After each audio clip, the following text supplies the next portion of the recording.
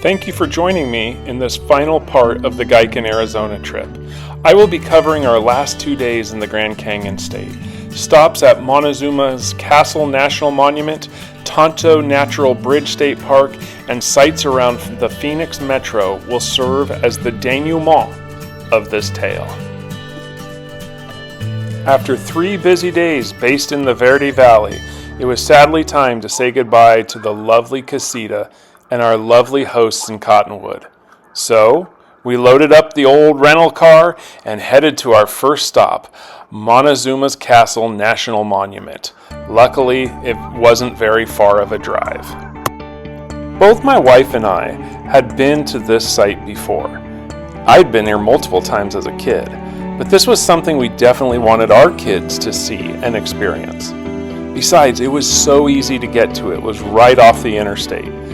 The main attraction of this site is this well-preserved 20-room high-rise apartment complex that was built in the side of a limestone cliff, and it was built roughly about 900 years ago. It was built by the Sinagua people, who are closely related to the Hohokam people of the Southwest United States. They lived at that site for about 300 years when they mysteriously abandoned it around 1425, but it remained well preserved because of the dry climate and lack of permanent residence. It was first observed by European Americans in the 1860s. They quickly named it after the last emperor of the Aztec Empire, Montezuma, even though there is no connection between the two peoples. Montezuma's castle was a very fast and interesting stop. However, the next stop we planned on making was the thing I was waiting for the entire trip.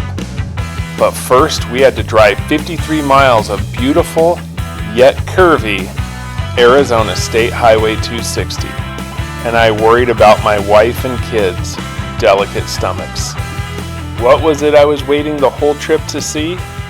Well, it was Tonto Natural Bridge State Park. It's funny because I never went here once as a kid. Even though I lived so close, I never went. By chance, my wife and I found out about it by a hotel concierge back in 2016 when we took a small trip down. After that first hike down to the bottom, I haven't stopped talking about it, and I definitely wanted to make sure my kids went.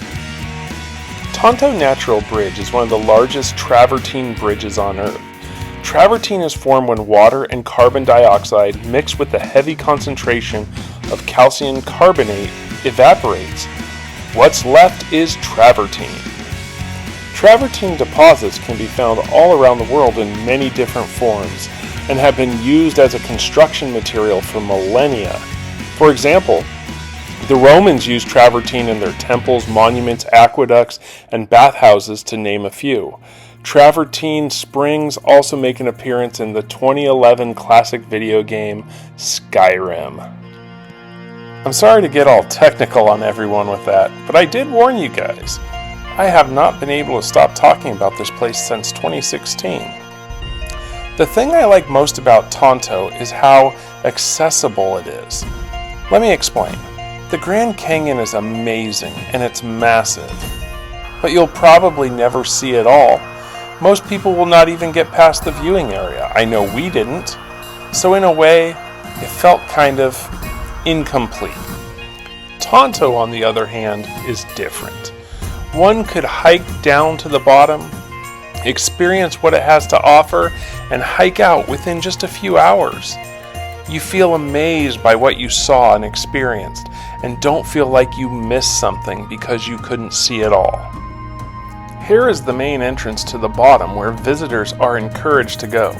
You could hike all the way through and come out the other side if you were so inclined, or vice versa. What a picturesque scene. The great arch fashioned by nature and punctuated with a shimmering waterfall. Simply beautiful. At the bottom is a pool of water that looks refreshing and fun to swim in and very idyllic. But you banish that thought, playa. That water is cold, cold, cold. We decided not to go all the way through and out the other side. The travertine rocks and walls were so smooth and slick, we didn't want to risk something happening. So we took a few family pics, explored what we could, and prepared ourselves for the hike out. All said and done, we were at Tonto for a little less than 2 hours, and my kids wanted lunch. My son especially wanted Taco Bell, even though he had had it the night before. So within a 16-hour period, homeboy had 4 burritos. After lunch, it was time to head back to the Valley of the Sun, so we took the scenic Arizona 87 known as the Beeline Highway back to our hotel. The children didn't enjoy it as much as I did, and we ended up spending the rest of the day by the pool. On our final day in Arizona, my wife and daughter wanted to do some shopping at the Scottsdale Fashion Square. You know, the place that has all sorts of shops and useful things for a 6'8" man and his son. So, my son and I, we were in a bad situation, but we made the best of it. We found a Panda Express. Here is a covert picture my wife took of me and the boy enjoying our orange chicken. It was such an invasion of privacy. We soon found that we were not alone in the food court. A pigeon, aka a rat with wings, had gotten into the building and was living its best life eating scraps. But little did it know it would soon be harassed by an antsy 9-year-old. I asked my son, "What would you have done if you had caught it?" No good answer was given. That's too logical. Emotion fueled his actions, just a burning desire to make sure that pigeon's day was spent in agitation. Peace was never an option. I don't know if what happened next was divine providence or just the result of clever modern advertising, but as I was sitting there eating panda and watching my son hunt a bird, I opened a social media app and an ad for Dixxon Flannel popped up.